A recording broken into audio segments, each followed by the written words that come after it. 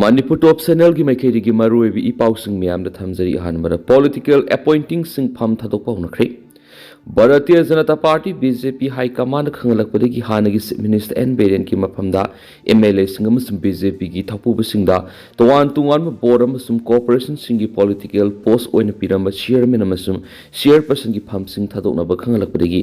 MLA khradi makoina pairamba political post sing gi pham thadokna bigi ayib sirol bishin hounakhre Thazbe aba maphamdagi phangba likhungi pawamagi matuinadi BJP ki High Command hanagi Minister N Beren gi matamda haplamba tuwan ba board amasum corporation singi chairman chairperson gi pham pairi MLA sing amasum BJP gi thapuba sing masa da makoina pairiba chairman chairperson gi post sing dagi pham thadokna ba thasigi kungani thoida khangal khibna hari Mamang the Leramba Minister N Beren Lusing Balangna Hokiba February Mapanda Minister Pamdigi resigned to Bigi Ayib Sirol Pishin Kravamatunda, Manipur popular government Laitabaga Loina, Mahaki Matamda Hablamba, Tuan ba board Amadi Corporation Singi Chairman, Chairperson Singi posting adu, Pairambasina, Masana Kana posting adu, Pam Tadoka the Venadi.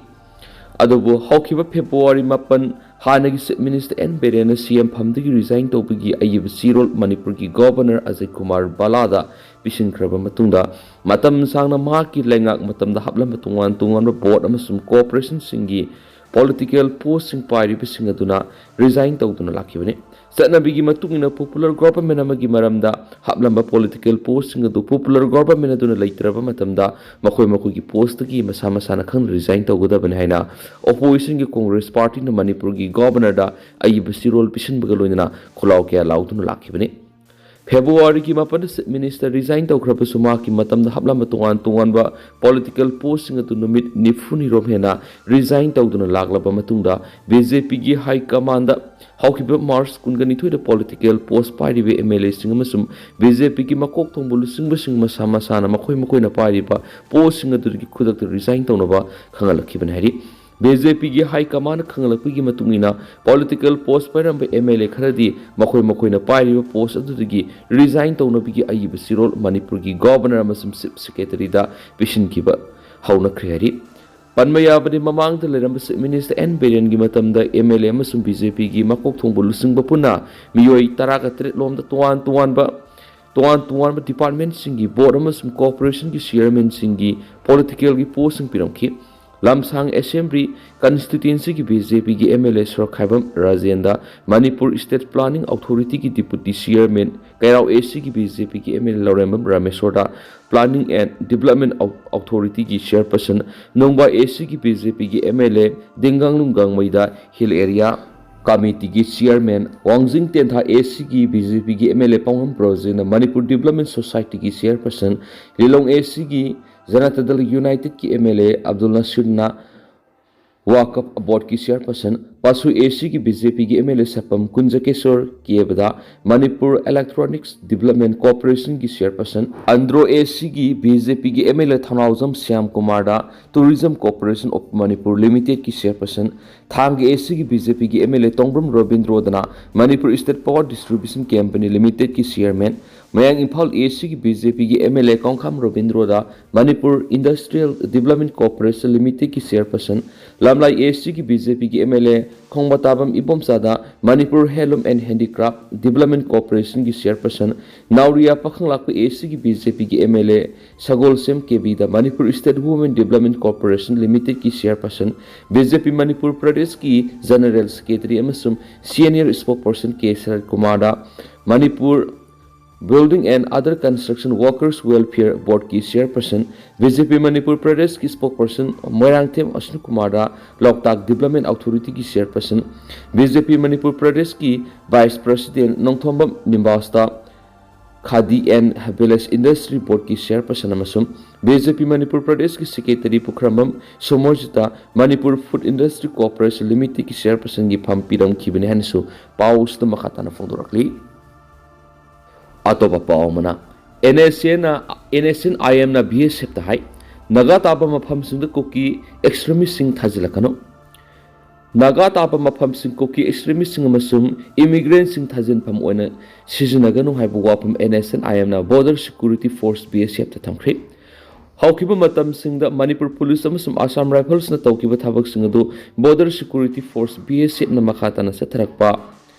ꯂꯦꯞꯀꯗꯕꯅꯤ ꯍꯥꯏꯕ ꯋꯥꯐꯝꯁꯨ NSNIMꯅ ꯊꯝꯈꯤ꯫ ꯉꯁꯤ ꯊꯣꯛꯈꯤꯕ NSNIMꯒꯤ statement ꯑꯃꯅ ꯍꯥꯏ Indian paramilitary forcing na ngamkhai wangmadagi pusilakpa natragana Naga Taba maphamsingdagi pusilakpa illegal migrants sing thajilaknaba mapham Naga Taba maphamsingda oibada NSN na yaroi ikoi kuidringaida Manipur police amasung Kuki Extremist singi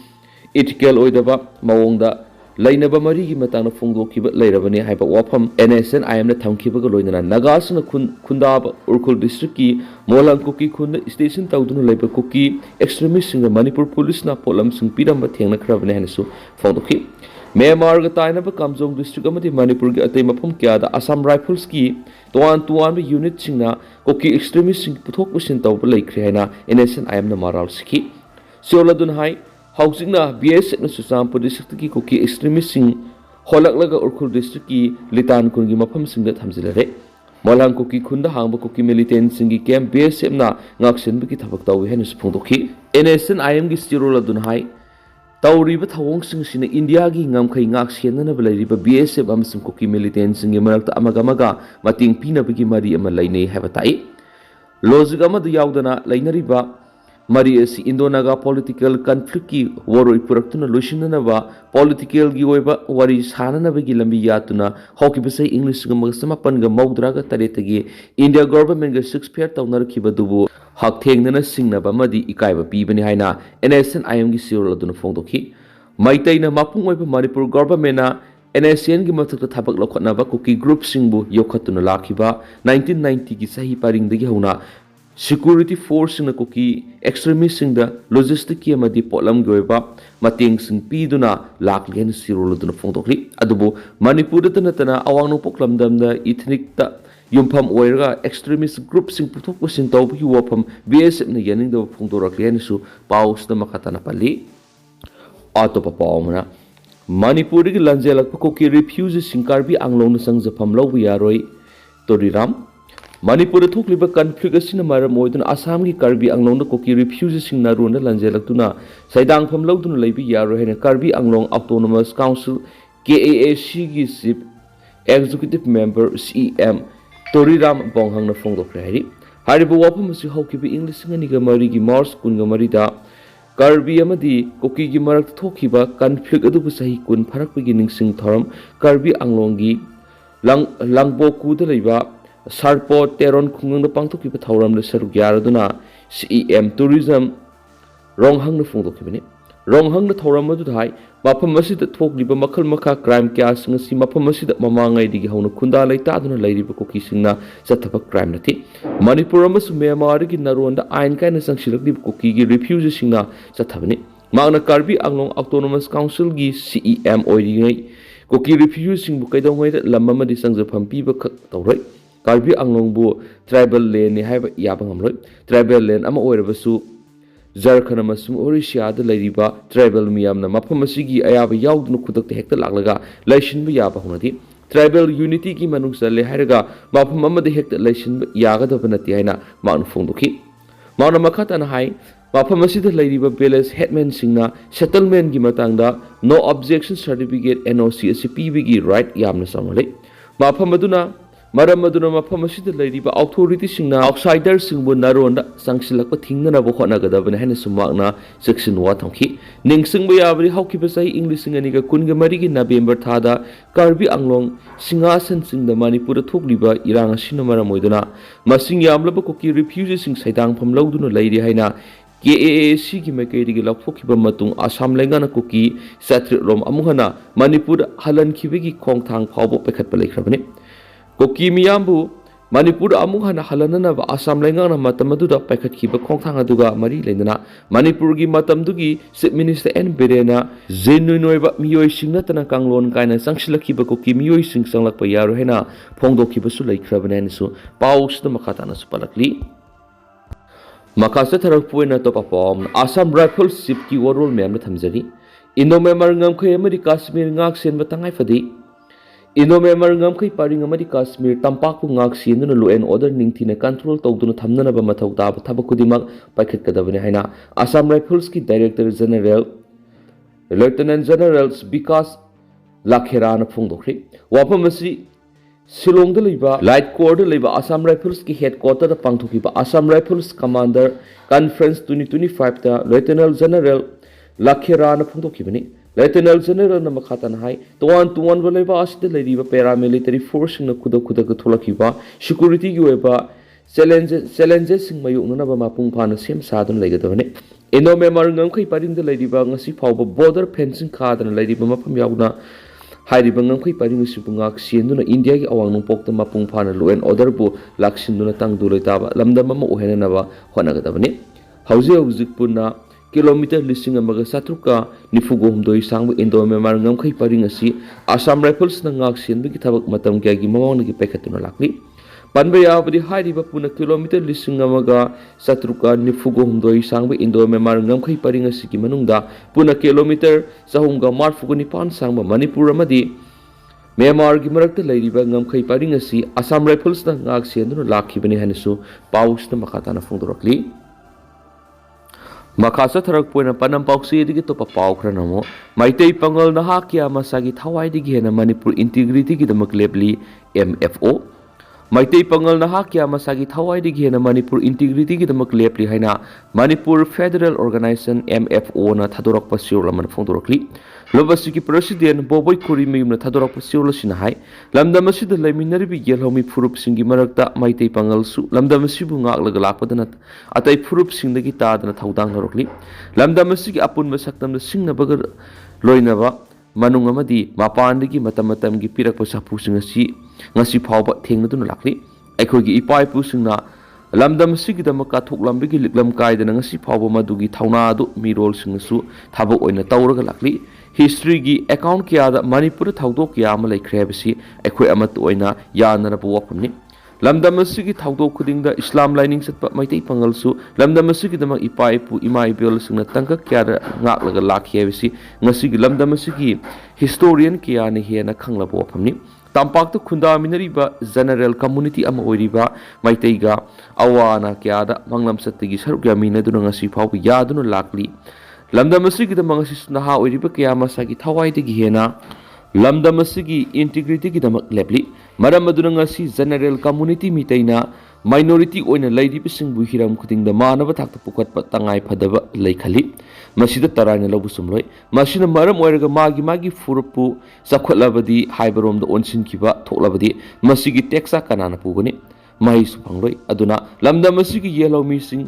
aikhoi masel nuksinariba makai aikhoi masel punsinuna apunba Manipur gi wakhalonda thabak tawrabadi aikhoi masel nungsinaba hengalakani thaji aikhoi masel nungsinariba makai lamdam asi sokhatpa lamjel da khongjel yangani aikhoi masel yengthinariba makai sokhatpa da thindagani haibis khangminasi hauzik thokli chatliba tha si Islam lining satpa pangal singi oina ramdan thani Islam lining satpa pangal gi yamna matik magu leiba tha amani masigi tha si alana piba tha singi manungda Islam lining satpa singi oina di atuki matik magu leiba tha amani masina aikhoi miyoiba masul nungsinaba are leita amaga amateng pangnaba tanja amani masida khara hena safaba imung singna khara khajik khudong sadaba imung sing madi miyoi singda mateng pangma bi sahi kya digi pangthologa lakli masi aikhoi gi alana madi nungsiba rasul khwaidigi pamani khara hena leiba singna suma khoi gi damak mateng pangbi waidi miyoiba khudimak pangnagadabani Manipur Federal Organization sumaru oina yatim amadi widow singi tha sid angamba yum khara door to door satlaga mateng panglai ngasisu kairang khumi dokta mateng pangbigi saru amoina pangthokre ramdan asigi matik magungi lamdam asi marasat pa lamdam am oira sun hanasu sirol sin aroibda phungdorakli makasa tharak poina to papawna mitop khandok tringai delimitation tawrabadi huran bada so sinabaga pangkhak oigani KMWO mitop khandok tringai delimitation tawrabadi huran bada so sinabaga pangkhak oigani haina Kanglaipak Minority Welfare Organization KMWO gi president Nasir Khan thadorak pasiol aman haidi solasin hai ꯑꯄꯨꯟꯕꯒꯤ ꯁꯛꯇꯝ ꯀꯥꯏꯕ ꯌꯥꯔꯣꯏ ꯇꯨꯡꯒꯤ ꯃꯤꯔꯣꯜ ꯀꯟꯁꯦ ꯍꯥꯏꯕ ꯄꯥꯟꯗꯝꯗ ꯂꯩꯔꯤꯕ KMW ꯃꯅꯤꯄꯨꯔꯗ ꯍꯥꯟꯅ ꯃꯤꯇꯣꯞ ꯈꯟꯗꯣꯛꯇ꯭ꯔꯤꯉꯩꯗ delimitation ꯇꯧꯒꯅꯤ ꯍꯥꯏꯔꯤꯕꯁꯤ ꯌꯥꯕ ꯉꯝꯂꯣꯏ ꯍꯧꯖꯤꯛ ꯃꯅꯤꯄꯨꯔꯗ NRC ꯃꯄꯨꯡ ꯐꯥꯅ ꯆꯠꯅꯍꯜꯂꯕ ꯇꯨꯡꯗ delimitation ꯇꯧꯕꯅ ꯑꯆꯨꯝꯕ ꯈꯣꯡꯊꯥꯡ ꯑꯣꯏꯒꯅꯤ ꯅꯠꯇ꯭ꯔꯕꯗꯤ ꯃꯅꯤꯄꯨꯔ ꯃꯤꯌꯥꯝꯗ ꯎꯠꯇꯒꯤ ꯍꯩꯕ ꯑꯣꯏꯅ ꯊꯣꯛꯀꯅꯤ ꯍꯧꯖꯤꯛ ꯊꯥ 3 ꯂꯩꯔꯒ delimitation ꯇꯧꯒꯅꯤ ꯍꯥꯏꯕꯒꯤ ꯃꯍꯨꯠꯇ ꯍꯧꯖꯤꯛ ꯂꯩꯔꯤꯕ ꯏꯔꯥꯡ ꯑꯁꯤ ꯂꯣꯏꯁꯤꯟꯍꯟꯒꯅꯤ ꯍꯥꯏꯔꯝꯕ ꯑꯣꯏꯔꯕꯗꯤ ꯃꯅꯤꯄꯨꯔ ꯃꯤꯌꯥꯝꯅ ꯁꯦꯟꯇꯔꯕꯨ ꯊꯥꯒꯠꯅꯔꯝꯒꯅꯤ NRC ꯍꯥꯟꯅ ꯆꯠꯅꯍꯟꯗꯅ ꯑꯃꯗꯤ ꯃꯤꯇꯣꯞ ꯈꯟꯗꯣꯛꯇ꯭ꯔꯤꯉꯩꯗ delimitation ꯊꯕꯛ ꯅꯝꯐꯨꯗ ꯇꯧꯔꯛꯂꯕꯗꯤ ꯍꯨꯔꯥꯟꯕꯗ ꯁꯣ ꯁꯤꯟꯅꯕꯒ ꯄꯥꯡꯈꯛ ꯑꯣꯏꯒꯅꯤ ꯃꯤꯇꯣꯞ ꯈꯟꯗꯣꯛꯇ꯭ꯔꯤꯉꯩꯗ delimitation ꯇꯧꯈꯤꯕ ꯇꯥꯔꯕꯗꯤ ꯍꯥꯟꯅꯗꯒꯤ ꯆꯪꯁꯤꯜꯂꯛꯂꯒ ꯂꯩꯈ꯭ꯔꯕ ꯃꯤꯇꯣꯞꯁꯤꯡ ꯃꯤꯀꯣꯛ ꯊꯤꯕꯗ ꯌꯥꯎꯈ꯭ꯔꯒꯅꯤ ꯃꯤꯇꯣꯞ ꯈꯟꯗꯣꯛꯅꯕ ꯂꯛꯅꯔꯤꯉꯩ ꯑꯃꯨꯛ ꯍꯟꯅ ꯃꯤꯇꯣꯞ ꯃꯌꯥꯝ ꯑꯃ ꯃꯤꯀꯣꯛ ꯊꯤꯕꯗ ꯌꯥꯎꯁꯤꯟꯈ꯭ꯔꯕꯗꯤ ꯃꯅꯤꯄꯨꯔ ꯏꯀꯨꯏ ꯀꯨꯏꯗꯅ ꯃꯤꯇꯣꯞꯁꯤꯡꯒꯤ ꯏꯔꯣꯜꯅꯨꯡꯗ ꯂꯨꯞꯈꯤꯕ ꯁꯣꯏꯗ꯭ꯔꯕꯅꯤ ꯃꯔꯝ ꯑꯗꯨꯅ ꯁꯦꯟꯇꯔꯅ ꯇꯍꯥꯅ delimitation ꯇꯧꯒꯅꯤ ꯍꯥꯏꯔꯤꯕꯁꯤ ꯈꯨꯗꯛꯇ ꯂꯦꯞꯀꯗꯕꯅꯤ ꯇꯧꯒꯦ ꯍꯥꯏꯔꯕꯁꯨ ꯃꯅꯤꯄꯨꯔꯒꯤ ꯏꯔꯥꯡ ꯃꯄꯨꯡ ꯐꯥꯅ ꯂꯥꯛꯁꯤꯜꯂꯕ ꯃꯇꯨꯡ ꯃꯅꯤꯄꯨꯔꯗꯒꯤ ꯃꯤꯇꯣꯞ ꯈꯟꯗꯣꯛꯂꯕ ꯃꯇꯨꯡ ꯑꯃꯗꯤ ꯂꯝꯗꯝ ꯑꯁꯤꯒꯤ ꯇꯪ ꯇꯥꯕ ꯂꯩꯉꯥꯛ ꯑꯃ ꯂꯩꯔꯕ ꯃꯇꯝꯗ ꯄꯥꯡꯊꯣꯛꯄꯅ ꯑꯆꯨꯝꯕ ꯈꯣꯡꯊꯥꯡ ꯑꯣꯏꯒꯅꯤ ꯑꯃꯔꯣꯝꯗ ꯂꯨꯞ ꯑꯁꯤꯅ ꯁꯥꯐꯣꯡꯂꯛꯈꯤꯕ ꯅꯨꯃꯤꯠꯇꯒꯤ ꯉꯁꯤ ꯐꯥꯎꯕ ꯃꯅꯤꯄꯨꯔꯗ ꯈꯨꯟꯗꯥꯃꯤꯟꯅꯔꯤꯕ ꯐꯨꯔꯨꯞ ꯃꯁꯦꯜꯒꯤ ꯃꯔꯛꯇ ꯅꯨꯡꯉꯥꯏꯇꯕ ꯊꯥꯕ ꯑꯃꯠꯇ ꯇꯧꯈꯤꯗ꯭ꯔꯤ ꯇꯧꯁꯨ ꯇꯧꯔꯣꯏ ꯇꯧꯔꯛꯀꯅꯤ ꯍꯥꯏꯅꯁꯨ ꯃꯤꯌꯥꯝꯅ ꯈꯟꯕꯤꯒꯅꯨ ꯂꯨꯞ ꯑꯁꯤꯅ ꯀꯪꯂꯩꯄꯥꯛ ꯑꯁꯤꯒꯤ ꯃꯤꯌꯥꯝꯕꯨ ꯀꯗꯥꯏꯗ ꯀꯔꯤ ꯁꯣꯏꯈꯤꯒꯗꯒꯦ ꯍꯥꯏꯗꯨꯅ ꯀꯨꯞꯅ ꯌꯦꯡꯁꯤꯟꯗꯨꯅ ꯂꯥꯛꯂꯤ ꯂꯣꯏꯅꯅ ꯀꯪꯂꯩꯄꯥꯛ ꯃꯤꯌꯥꯝꯒꯤ ꯊꯕꯛ ꯊꯧꯔꯝ ꯀꯌꯥꯁꯨ ꯂꯦꯞꯇꯅ ꯄꯥꯏꯈꯠꯇꯨꯅ ꯂꯥꯛꯂꯤ ꯃꯔꯛ ꯑꯁꯤꯗ ꯃꯅꯤꯄꯨꯔ ꯊꯨꯒꯥꯏꯕ ꯄꯥꯝꯕ ꯃꯁꯥꯒꯤꯗ ꯈꯟꯕ ꯀꯅꯥꯒꯨꯝꯕ ꯈꯔꯅ ꯅꯨꯡꯁꯤ ꯆꯥꯟꯅꯅ ꯂꯩꯃꯤꯟꯅꯔꯤꯕ ꯐꯨꯔꯨꯞ ꯃꯁꯦꯜꯒꯤ ꯃꯔꯛꯇ ꯁꯤꯡꯆꯞ ꯊꯥꯖꯤꯟꯗꯨꯅ ꯀꯥꯡꯂꯨꯞ ꯃꯁꯦꯜ ꯅꯨꯡꯁꯤꯅꯗꯅꯕ ꯁꯤꯜꯂꯒ ꯃꯅꯤꯄꯨꯔ ꯊꯨꯒꯥꯏꯅꯕ ꯍꯣꯠꯅꯔꯤꯕꯁꯤ ꯈꯨꯗꯛꯇ ꯂꯦꯞꯀꯗꯕꯅꯤ ꯀꯔꯤꯒꯨꯝꯕ ꯑꯁꯤꯒꯨꯝꯕ ꯊꯧꯑꯣꯡ ꯃꯈꯥ ꯇꯥꯅ ꯆꯠꯊꯔꯛꯂꯕꯗꯤ ꯑꯣꯔꯒꯅꯥꯏꯖꯦꯁꯟ ꯑꯁꯤꯅ ꯃꯅꯤꯄꯨꯔ ꯀꯟꯕ ꯄꯥꯝꯕ ꯂꯨꯞꯁꯤꯡꯒ ꯄꯨꯟꯁꯤꯟꯗꯨꯅ ꯃꯅꯤꯄꯨꯔ ꯊꯨꯒꯥꯏꯅꯕ ꯍꯣꯠꯅꯔꯤꯕꯁꯤꯡꯒꯤ ꯃꯊꯛꯇ ꯆꯞ ꯆꯥꯅ ꯊꯦꯡꯅꯒꯅꯤ ꯉꯁꯤ ꯁꯣꯁꯤꯌꯦꯜ ꯃꯤꯗꯤꯌꯥ ꯄꯥꯏꯔꯤꯕꯁꯤꯡꯅ ꯃꯤꯌꯥꯝꯗ ꯂꯥꯟꯅ ꯎꯕ ꯌꯥꯕ ꯚꯤꯗꯤꯑꯣ ꯐꯣꯇꯣ ꯑꯃꯠꯇ ꯑꯞꯂꯣꯗ ꯇꯧꯕꯤꯒꯅꯨ ꯃꯤ ꯑꯃꯅ ꯁꯣꯏꯔꯒ ꯀꯥꯡꯂꯨꯞ ꯐꯨꯔꯨꯞ ꯄꯟꯗꯨꯅ ꯋꯥ ꯉꯥꯡꯂꯤꯕ ꯆꯩꯔꯤꯕꯁꯤꯡ ꯃꯁꯥꯅ ꯈꯪꯅ ꯃꯇꯝ ꯂꯩꯔꯤꯉꯩꯗ ꯂꯦꯞꯄꯤꯌꯨ ꯈꯟꯊꯍꯧꯗꯕ ꯋꯥꯍꯩ ꯑꯃ ꯑꯅꯤꯅ ꯃꯅꯤꯄꯨꯔ ꯃꯁꯤ ꯇꯥꯍꯟꯅꯕꯒꯤ ꯃꯔꯝ ꯑꯃ ꯑꯣꯏꯔꯛꯂꯣꯏ ꯍꯥꯏꯅꯤꯡꯉꯥꯏ ꯂꯩꯇꯦ ꯍꯧꯖꯤꯛ ꯃꯅꯤꯄꯨꯔꯒꯤ ꯆꯍꯤ 2 ꯍꯦꯜꯂꯛꯂꯕ ꯏꯔꯥꯡꯅ ꯃꯔꯝ ꯑꯣꯏꯗꯨꯅ ꯃꯤꯌꯥꯝꯅ ꯍꯥ ꯀꯥ ꯂꯥꯎꯅ ꯈꯪꯅꯔꯤꯕ ꯃꯇꯝ ꯑꯁꯤꯗ ꯋꯥꯈꯜ ꯈꯟꯊꯗꯕ ꯈꯔꯅ ꯏꯔꯥꯡ ꯁꯥꯒꯠꯅꯕ ꯍꯣꯠꯅꯒꯅꯨ ꯃꯩꯍꯧꯔꯣꯜꯒꯤ ꯂꯩꯃꯤꯟꯅꯔꯛꯂꯤꯕ ꯃꯤꯇꯩ ꯑꯃꯗꯤ ꯃꯤꯇꯩ ꯄꯥꯉꯜꯒꯤ ꯃꯔꯤ ꯀꯔꯤꯁꯨ ꯅꯠꯇꯕ ꯈꯟꯊꯍꯧꯗꯕ ꯋꯥꯍꯩ ꯑꯃ ꯑꯅꯤꯅ ꯁꯤꯟꯒꯅꯨ ꯂꯨꯔꯕ ꯇꯥꯟꯖꯥ ꯑꯁꯤꯗ ꯀꯥꯡꯂꯨꯞ ꯑꯃꯅ ꯀꯥꯡꯂꯨꯞ ꯑꯃꯒꯤ ꯃꯤꯑꯣꯏ ꯋꯥꯔꯛ ꯋꯥꯇꯤ ꯑꯃ ꯇꯥꯔꯕꯁꯨ ꯐꯖꯕ ꯋꯥꯍꯩ ꯋꯥꯇꯥ ꯅꯠꯇꯅ ꯑꯇꯩ ꯋꯥꯍꯩ ꯁꯤꯖꯤꯟꯅꯗꯅꯕ ꯄꯨꯛꯅꯤꯡ ꯆꯤꯡꯁꯤꯜꯂꯛꯄꯒ ꯂꯣꯏꯅꯅ ꯀꯔꯤꯒꯨꯝꯕ ꯃꯤꯑꯣꯏ ꯑꯗꯨ ꯆꯩꯔꯥꯛ ꯄꯤꯗꯕ ꯌꯥꯗ꯭ꯔꯕꯗꯤ ꯂꯩꯕꯥꯛ ꯃꯤꯌꯥꯝ ꯈꯪꯍꯟꯗꯨꯅ ꯑꯥꯏꯟꯒꯤ ꯊꯣꯡꯗ ꯆꯩꯔꯥꯛ ꯐꯪꯍꯟꯅꯕ ꯍꯣꯠꯅꯃꯤꯟꯅꯁꯤ ꯍꯥꯏꯅ ꯂꯨꯞ ꯑꯁꯤꯅꯁꯨ ꯊꯝꯂꯛꯂꯤ ꯑꯗꯣ ꯇꯦꯟꯇꯛꯅ ꯁꯨꯝꯅ ꯃꯌꯥꯝꯗ ꯊꯝꯖꯔꯝꯒꯦ ꯍꯧꯖꯤꯛ ꯑꯣꯏꯅꯗꯤ ꯃꯌꯥꯝ ꯄꯥꯎ ꯃꯇꯥꯡ ꯑꯁꯤ ꯂꯣꯏꯁꯤꯟꯖꯔꯒꯦ ꯑꯃꯁꯨꯡ ꯃꯌꯥꯝ ꯄꯨꯟꯅ ꯑꯅꯧꯕ ꯑꯞꯗꯦꯠ ꯉꯝꯃꯤꯟꯅꯁꯤ ꯍꯥꯏꯅ ꯆꯦꯅꯦꯜ ꯑꯁꯤꯒꯤ ꯃꯥꯏꯀꯩꯗꯒꯤ ꯃꯌꯥꯝꯐꯝꯗ ꯃꯈꯥ ꯇꯥꯅ ꯊꯝꯖꯔꯤ